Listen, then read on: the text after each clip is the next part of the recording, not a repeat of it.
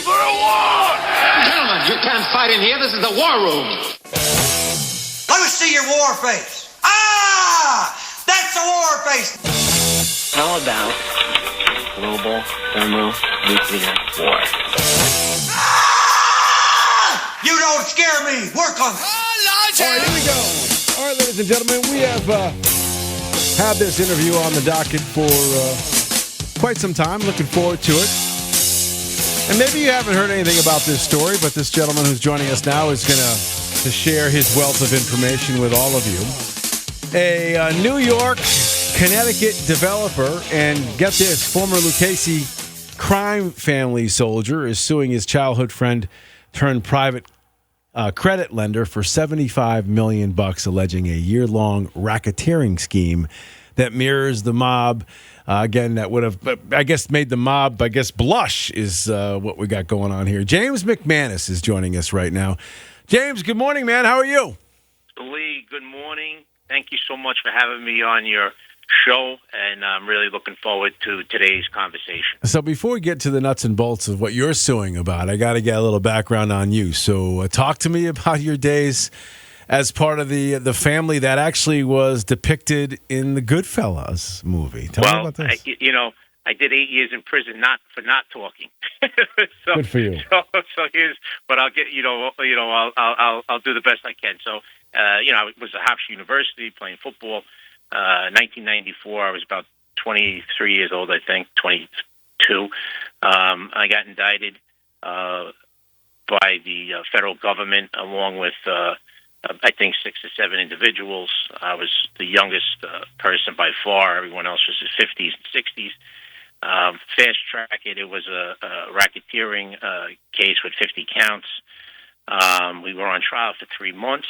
The jury was out for 1 month deliberating. It's actually the longest deliberation in a criminal case in the feds, maybe even to this date. So basically, I am very well aware of what the government considers a racketeering organization. And this was a case that really nothing happened. It was all conspiracy counts. But nonetheless, as we go back to the 90s, it was a overzealous government that had anybody with any association to an Italian. You had a 50-50 shot of getting indicted just for saying the wrong thing. And especially if the government has their informants in play to basically create a narrative. So I'm very, it's important into this conversation today to understand that I am not guessing at what I'm saying and alleging about this Fairbridge asset mismanagement out of Darien, Connecticut. I have the real life experience of going through the battles and understanding what the government considers a crime. And in this case, you led in with a great intro. It would make any one of us blush going back 30 years ago. But I put it behind me. I did 8 years in prison, put it behind me, and got into construction and development. And here we are today. So tell me, 30 years later, I'm back in the well of the courtroom. But that's right. Time I'm the plaintiff.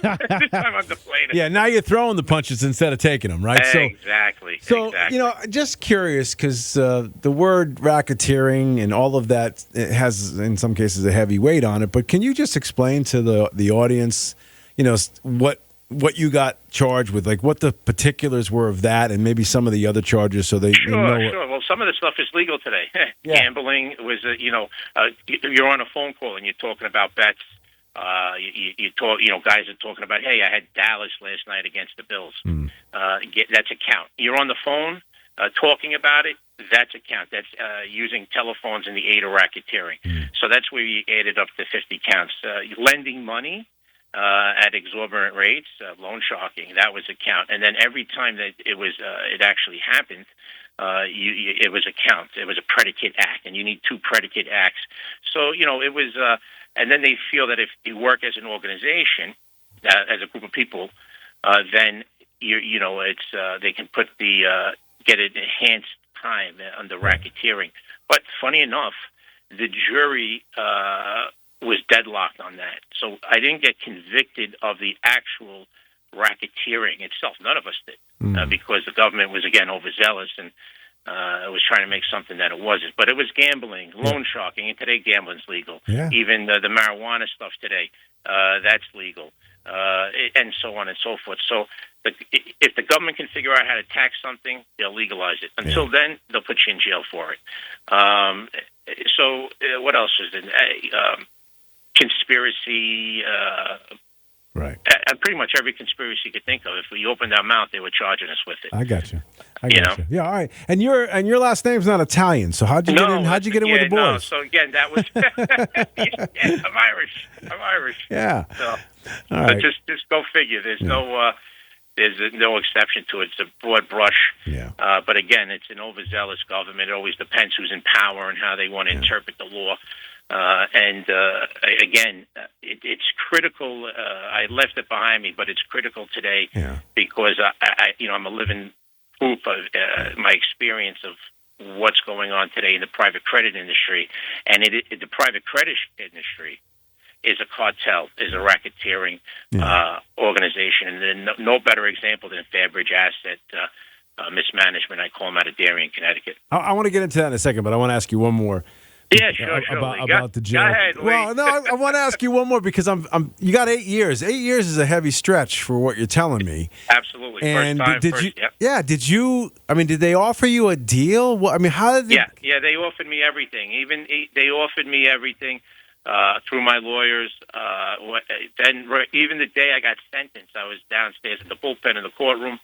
The marshal comes and says, I just got the 8 years, 5 minutes. They say, your lawyer wants to see it. My lawyer was a petite woman named Kathy Waldorf. And when they throw you in this door and they shut the door and there's a screen in front of you and another door opens, in come two guys. I said, this is the feds. So I was kicking the door, let me out. And they said, until we open the door, you're not going to leave. They offered me everything. We'll give you a horse ranch in California, $1 million, get you started, and you don't have to do a day. Just come with us.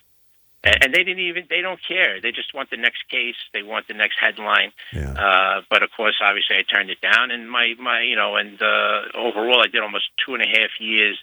They were looking for any excuse to throw me into the hole. I mean, they'd make up anything. Mexicans had a riot in the mess hall. I'm sitting in my housing unit, and I get thrown in the hole for that as well. What the hell do I have to do with the Mexicans having a fight? Interesting. But the point is that the government doesn't like to hear no. But I would give them a no every day of the week in that particular case because they wanted. They didn't care. They want people to lie. They just want the next case. Yeah. And that's a very corrupt government. And back then in the 90s and later on in time, you found out a lot of these agents were by far worse than the people they were investigating, and they were helping to commit the crimes as well. So I mean, we could do. Oh, I'm fascinated by days this. on days on months on that topic, but I don't want to kind of get sidetracked. No, it's all right. Well, down the road, maybe we'll have you back on to talk about that side of it. Yeah. So, all right. So, tell me about this case that you're on to talk about today and your beef, and it's a heavy beef with a childhood friend. Tell me about that relationship too. So this here, if I had to, I was going to try to touch on a lot of points. I know we're pressed for time, and I don't want to bore your audience, but I've never been accused of being boring. So this is, if I had to describe it, this is a story of greed, betrayal, and an epic battle. And that's, basically every great novel movie that we've watched. Unfortunately, I am living through it. I grew up with John LaTerra in the Bronx in Pelham Bay Country Club area, cradle to the grave. Later in life, we were connected our entire life, basically. So he even makes a statement, which is in I don't call my lawsuit the civil RICO in the SDNY in Manhattan in the federal courtroom. I call it I indicted them. He even makes a statement, which is in our indictment, I say, that I started him in the lending business 30 years ago, getting him involved in shylocking. Right, so you want to go back that far. That's his words, not mine. And he just came out of left field to say that. So the mentality to Fairbridge is always, and he's the founder of Fairbridge, along with Brian Walters out of Connecticut and Steve Wissack out of Connecticut. So we have a Connecticut entity, and basically John has Fairbridge Asset Mismanagement. They have $500 million under management. Their money comes from public vehicles, Oak Tree Capital, American Life and Securities Corp, Churchill MRA. These entities are multi-billion, 100, 500, $600 billion entities, and they get their money from the public, pension funds, annuities, life insurance policies. So now that we kind of have the layers to that, I'm not bankable because of my past, right? So I can't go into a Chase Bank and get money. But I am in development. I used to build for people, so now I'm going to build for myself. And we put a little group together, and we're going to build this project in New Milford, Connecticut, 32 units. We had some people there that were interested in buying it, and it could have been a 55 and over or an assisted living. So it was going to have some component to the elderly. Okay, we were dealing with some great agencies. With that in mind, we break ground in New Milford, Connecticut, right next to the police station and the hospital, right in the middle. The first loan from Fairbridge McManus was for $4 million. They knew that they'd have to do a second loan, but they wanted to structure it this way. They wanted us to get the building up, erected, which is the most critical component to construction. So we topped off the building, get the roof, 4 stories, beautiful 50,000, 40,000 square foot building. As the $4 million is coming to expiration, and we were pressing them all along to say, let's get the next loan lined up, because we never had a complaint on the project from them. We were on schedule, and it was a grand slam. I know your baseball background, so it wasn't a base hit. This deal was a grand slam. Right. Well, they knew it was a grand slam, and basically here comes the greed. They want to figure out how to do an equity strip. They want to do a loan to own, they call it, and they want to get the building, or they want to get more money out of it. And John knew how much we had on the table. So if I'm borrowing from him $8 million in total, and I'm at the first 4, the building's worth $16. Okay, so it's substantial. Now we did put some of our own money into it as well, because the bank never gives you 100%. They give you about 65, 70. So what happens is that there was another deal I had in the Bronx, and I was only the guarantor on that loan. But John wanted to try to figure out, and Fairbridge, let me be clear, Fairbridge is an organization. Fairbridge wanted to figure out how to extort me for another $1 million. Well, what they did was when the first loan for $4 million was expiring, they went dark, and they basically left us with a building up and no way of funding. And they said, Jim, unless you give me another $1 million, we're not going to give you the other money. I have emails to show that, et cetera, et cetera. And that was in August of 2024. I tell them no. In October, I have a heart attack. I didn't know it because of the stress that they induced, because now I have a building up, and these guys are holding me ransom and won't give me the other $4 million unless I add another $1 million to debt. Fast track it. I end up in St. Francis with heart failure in December 2024, and sextuplet bypass, 6 bypasses and a heart valve repair. I'm on death's door. Wow. They don't stop. 2 days later, they texted me. Jim signed a new deal for $9.8 million, and I went through they went through a true campaign of harassment and extortion and coercion just to try to get what they wanted. So what happens is, I eventually sign it because they took $700,000 in interest during this period, and they got their additional $1 million on top. But they did it with a loan-to-own predatory lending practices and a litany of other crimes that we've uncovered and that went on through this period. So shortly in time, I bring this racketeering case against them. And I know I was a little bit all over the place, but if I was just to check the boxes, they committed fraud, bank fraud, money laundering, extortion, physical violence leading to my heart failure. They manufacture and engineer defaults where they can, so they create a situation where they can, steal the property from you, create a default, and then try to get you into foreclosure. and they're doing it under the organization, the pretense that they're this private credit industry. Well, the private credit industry, is basically why they blew up over the last 15 years is after 2008 and 9 of the housing crisis, where there was the implosion and destabilization of the real estate market. What happened in the banking industry?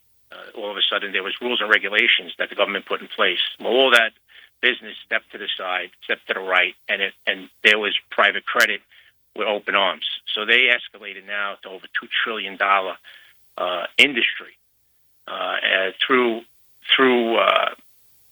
the mere fact that it's the wild, wild west. They have no regulatory policies in place. Jamie Dimon, CEO of J.P. Morgan Chase, equates the private credit industry and bad characters like Fairbridge asset mismanagement to cockroaches. I mean, this is Jamie Dimon. There's nothing nice about a cockroach, right. But he said they're cockroaches, and when there's one, there's more. So through my case and peeling this back layer by layer, I uncovered this systemic fraud that's going on today in our market, and now you cannot Google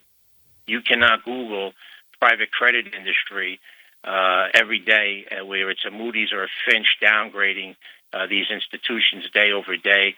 These institutions have capped the redemptions. Their redemptions are up over 18% this quarter, and to the tens of billions of dollars. It's not 100 billion people wanting their money back, but they're saying that we're capping it at 5%. It's every single day, and ultimately now I think down the road here we're heading for a bit of a recession due to destabilization of the real estate market, because this is reminiscent of what we've experienced in 8 and 9, but in the private credit industry. So, Lee, I said a lot. I hope you were able to follow that. My question to you is: there's a lot going on, a lot of moving pieces. Obviously, you've got some heavy legal proceedings moving forward, but you're kind of making a tour of this, like on radio stations, et cetera. What's the goal? Like, what are you trying to do? Just trying to get the word out? Here's what it is. Beautiful question. The private credit industry is described as shadow banking. Keyword shadow. The only way that you can bring these bad characters to light is by turning on the light. Right. So what I'm doing is basically because of the situation that has occurred to me, and realizing that this has become a public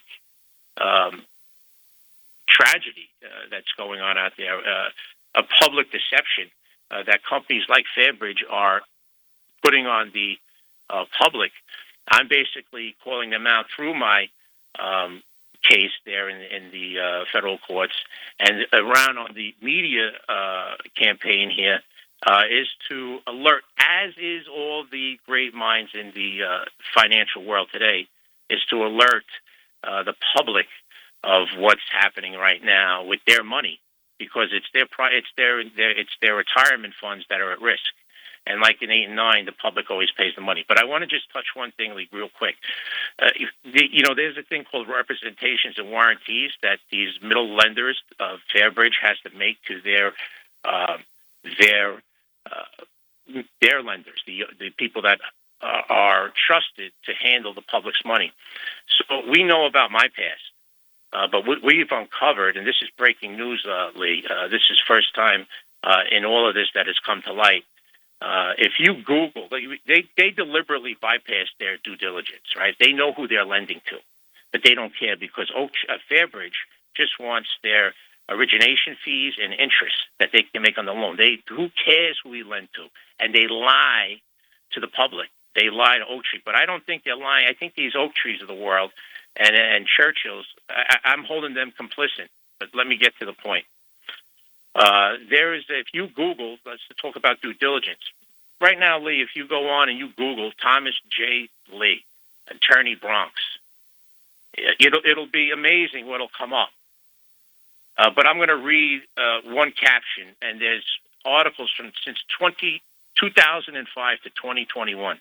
But here's a headline from the Post, and this is from September 19, 2005. Mob attorney flees. First lawyer in the witness protection. And I'm going to go to a key. I'm not going to read the whole article. There's hundreds of articles. Well, there's dozens of articles. Here's one line. This is who they lent almost $15 million to. Have done deals in New York, Tampa, Connecticut with. And here it is. Lee was arrested 2 months ago on charges he used his jailhouse visits with Messino, and that's Joe Messino, who was the boss of the Bonanno family, to carry messages, to obtain permission to kill mobsters and associates, their children. Lee, I seen this and almost fell off. I never read all this stuff. Right. Their children and 2 cooperating witnesses. So you talk about due diligence and where the public's money's going. This is a fact. I have all the receipts. I have all the deals. It took a while to peel this back. But Fairbridge deliberately, and there's no way around it. And now here's the thing. Go back to me 30 years ago. Guilty by association. So you have, and I've been saying this all along, and I found out a laundry list of people that Fairbridge is lending to that fits this criteria as well. But I can tell you this, Oaktree, Churchill, and all their institutions, because Fairbridge wants to be an institutional lender, there's no way in hell that they're an institutional lender. They're nothing but a fraud. And so why am I doing this campaign? I'll tell you why. So why should Mrs. Smith, who worked for GE for 20 years and has her money in different vehicles, that these big institutional vehicles lend money to these entities like Fairbridge, why should her money be at risk with this? Would she lend? Wait, Lee, how's this? Would you lend Thomas Lee money? No. Okay, that's very simple. We'll just simplify. Right. That's it. Well, so that's why this touches on so many topics, and it's critical. And I'm the micro example. Right. What you read in the public is the macro, but I know how they're doing it. James McManus is his name. Unfortunately, Jimmy, we're out of time. So is there? I know we just touched on this stuff, but is there a website or something that you can have people go to find out more about what you're doing? The website is coming up. We're just cleaning a few things up. But if you just Google James McManus versus Fairbridge Asset Management, you're going to see a litany of information and actually the indictment as well. All right, kid. I got to go, but thank you. I'll talk to you down the road for sure. Thank you. All right, man. There you go. Interesting story and interesting background. We got to take a break. We'll come back. Don't go anywhere. Once again, you're listening to 94.9 News Now, Stimulating Talk.